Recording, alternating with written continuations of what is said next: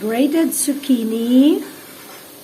We have here some bean sprout and cabbage. We'll also be needing 3 blocks of tofu and 1 cup of chopped spring onions.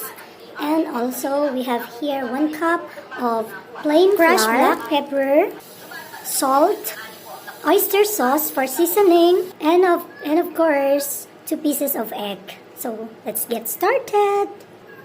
Okay, so after grating the zucchini, we squeeze out the water. We won't need the water, and also for the cabbage and for this bean sprout.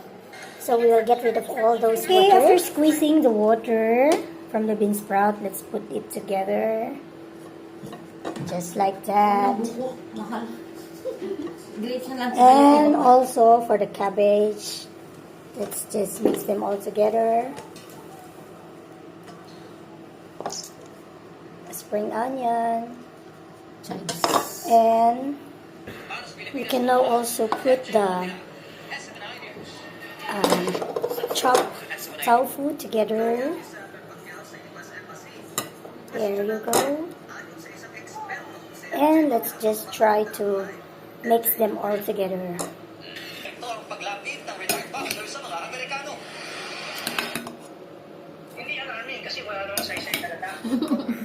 Meaning, una muna, hindi naman nanalo si Manny Pacquiao. Kaya pinagtanda naman ang ginawa ng Manny Pacquiao para makapapil na naman sa dyaryo.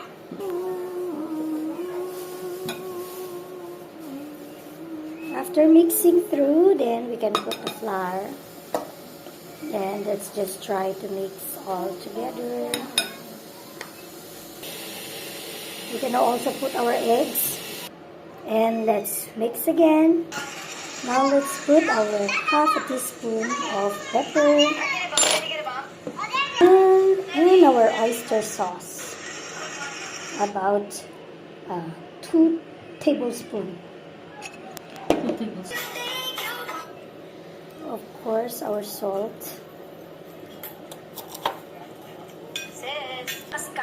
So since I do not have some sesame oil, I will be using some corn oil, about 1 tablespoon.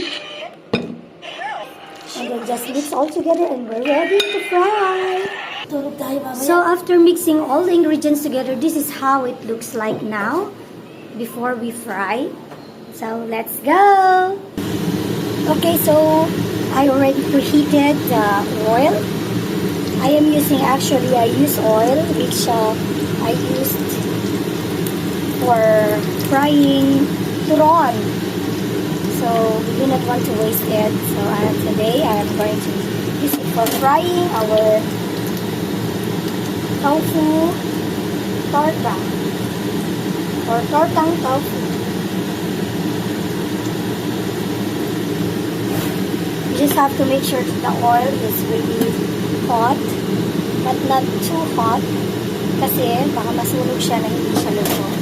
So we will just maintain it on a low fire to medium fire. So I am going to use this to scoop it, and so that the measurement will be equal. 1 scoop like this.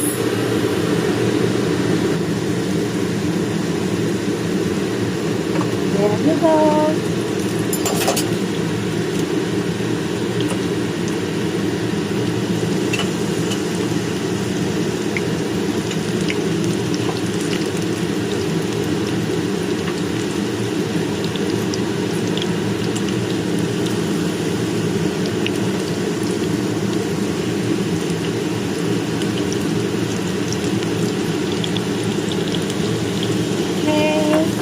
So we will fry by 4. At habang piniprito natin, parang pinapaliguan lang natin siya ng mantika na ganito. Ayan.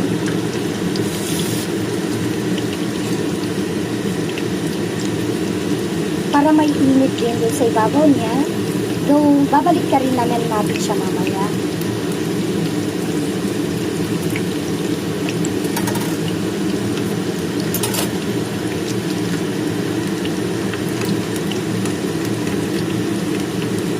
Huwag pong lulutuin sa mataas na apoy or sobrang lakas na apoy para siguradong hindi siya sunog na hilaw.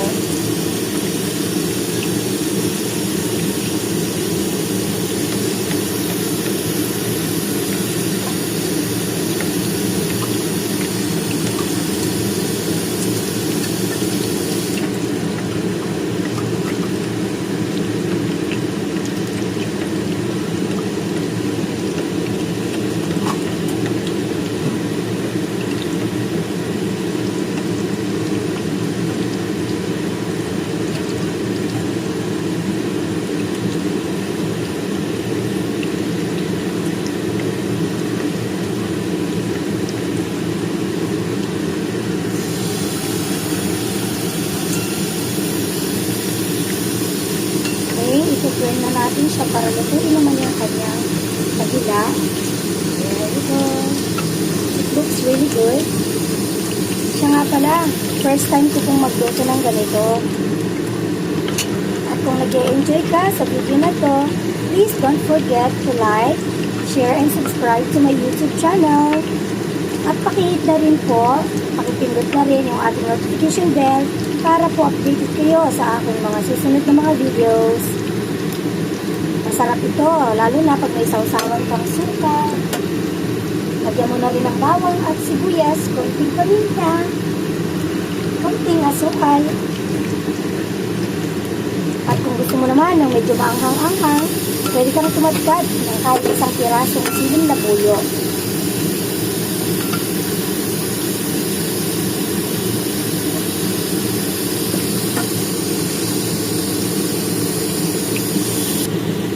Yan, check uli natin kung pwede na siya at baliktarin pa natin siya kahit isang beses pa para lang masiguro natin na luto ang kanyang mga ingredients.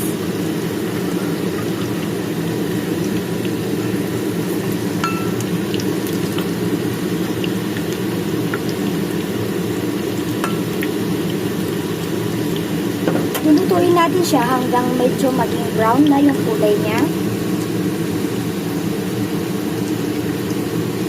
Para crispy siya sa labas, malambot siya sa loob.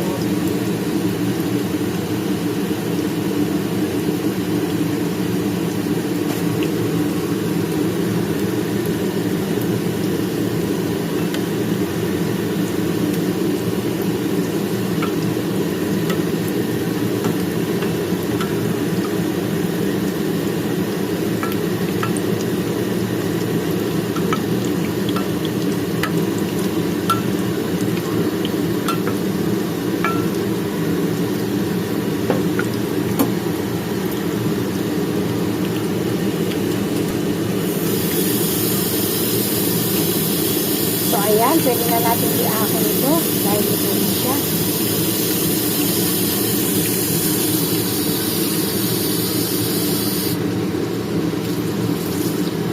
Ganda rin ako para pangsala sa excess oil niya.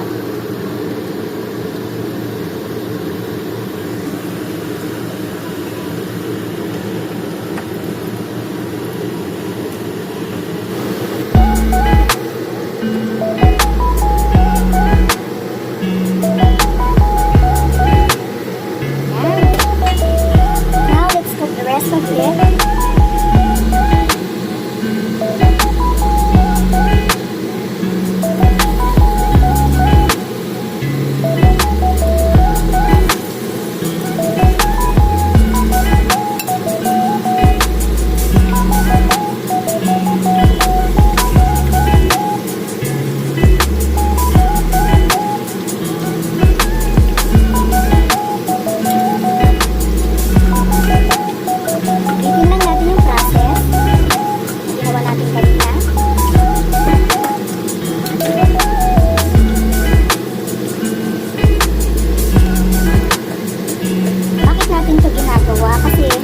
Isang paraan para pag binaliktad natin siya mamaya, hindi sila magkahiwa-hiwalay. Kasi firm na rin sila sa ibabaw niya.